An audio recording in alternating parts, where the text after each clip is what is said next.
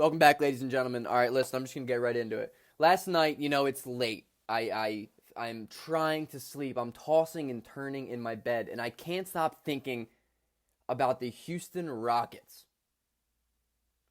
I have no idea why I can't stop thinking about the Houston Rockets, but I am just so enamored and interested in this situation in Houston right now. So I'm going to make this video describing the two different perspectives of the Houston Rockets situation right now. Because Houston, we got a problem. Let's get into it.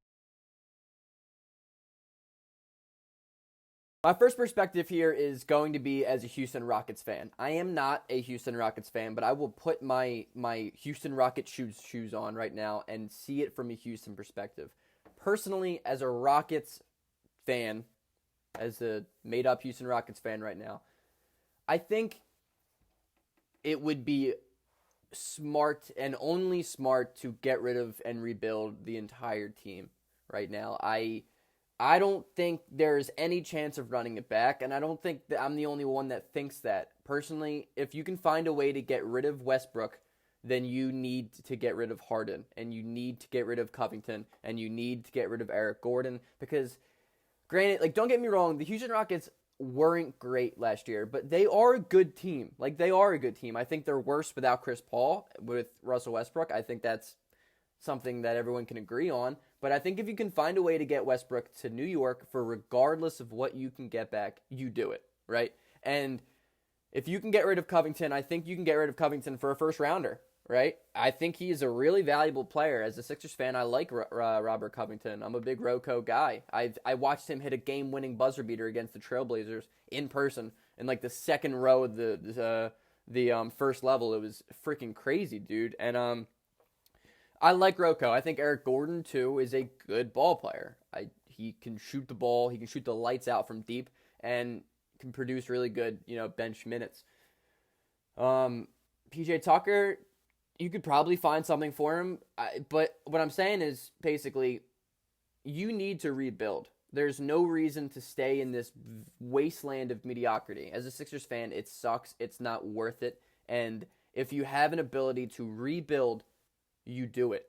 You do it, and you go for it. You don't half-ass that project, because you will stay in where your mediocre land for a longer period of time. You go full-fledged rebuild. That is what Houston needs to do in reality. In reality, it doesn't look good, and you need to rebuild. Don't try to lie to your fan base for one more year and tell them you can contend, because you can't. Your window has closed. It's over. But you got to accept it. Look, you had a good run with Daryl Morey. You were an above-average team for a long period of time. It just didn't work out. Yo, dude, it's okay. One team wins it a year, and you guys had against Golden State.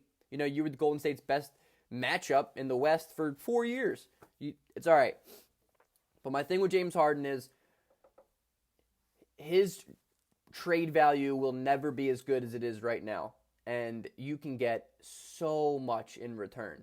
Now, as, again, the hypothetical Rockets fan, I don't know if I'm taking the Nets offer. Now, what I've seen is the Nets would offer, Spencer Dinwiddie, Karis LeVert, Jared Allen, and some first-rounders. And I'm going to break it down real quick. I like Spencer Dinwiddie. I love him. But I don't think he fits a rebuilding timeline. I think he's a great six-man on a championship team, or I think he's a great point guard on a playoff team right now. He's not going to be – what is he going to do for Houston, It's closer to mediocrity. And the NBA, it's a life of extremes. You either have to be great or you either have to suck. Look at the Charlotte Hornets. Look at the teams who have constantly just stuck in the middle. It doesn't work. It doesn't work. You got to pull the Sam Hinkie, and you got to trust your own organizational process. And by that is you cannot take Spencer Dinwiddie on. You can't take Karis LeVert on. I do like Jared Allen, though. I think Jared Allen's more of a project, and I think he fits a rebuilding team. I think he's a good ball player. Don't get me wrong. I think that's a good offer for James Harden, but their first-rounders aren't going to really turn into anything great either. They're going to be the number one team in the NBA most likely, and I just don't know if I'm taking that. Now, if the Sixers offered me Ben Simmons and, maybe Shake Milton, Matisse Thybulle, and some first-rounders, maybe Zaire Smith, I'm taking that if I'm Houston. I'm taking that. Ben Simmons is a higher ceiling than anyone that the Nets can offer, and Shake Milton could genuinely be an all-star at some point. Now, I'm a Sixers fan, so I'm biased, but I love Shake Milton. I think he's very, very good. I think he has the potential to be very good. Brett Brown just can't coach and didn't give him an opportunity enough. I think I'm taking that offer if I'm Houston, but I'm getting rid of James Harden regardless. Now, to jump into perspective number 2. Perspective number 2 is coming from my perspective. It's coming from an NBA fan outside of Houston's perspective. It's coming from a Philadelphia 76ers perspective, first and foremost. All right? I don't want to see Houston trade anything. Absolutely anything. Actually, you know what? Get rid of Russell Westbrook. You can trade Russell Westbrook to the New York Knicks. But I would like to see that the Houston Rockets try to contend and build around James Harden the way he should be built around. And more importantly, I cannot stress this enough. I cannot see James Harden in a Brooklyn Nets jersey next year. I can't do it, dude. I will lose my freaking mind.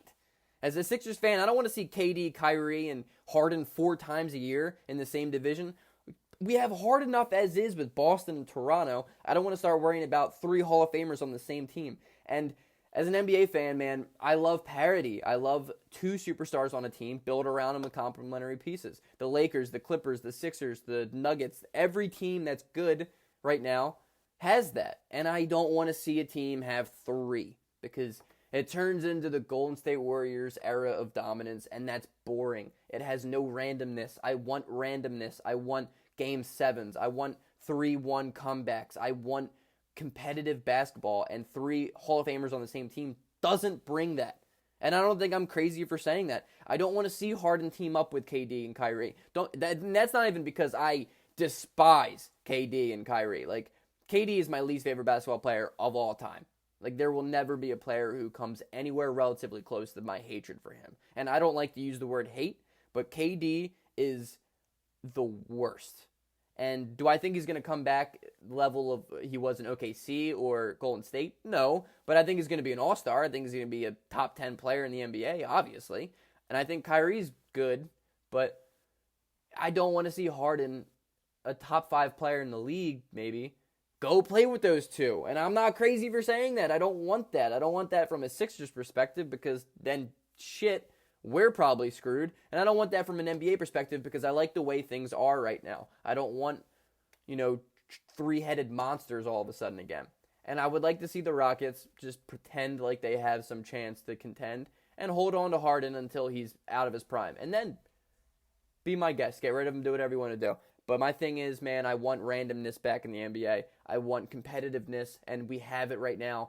Don't throw that away because you think you can get pieces from Brooklyn. Trust me, man, I'm telling you, getting Karis LeVert, Spencer Dinwiddie, Jared Allen, and first-rounders, it's not enough for Houston. It will not take you over where you need to go. I'm promising you, Houston. If anything, Philadelphia can offer you a better package just because of Ben Simmons' ceiling. But as a Sixers fan, I don't want Harden. Please do not trade us James Harden. I'm begging you, don't trade us James Harden.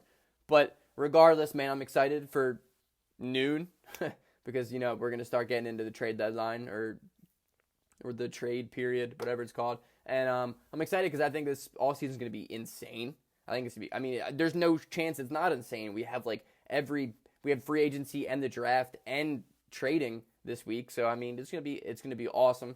We have the NBA back next month.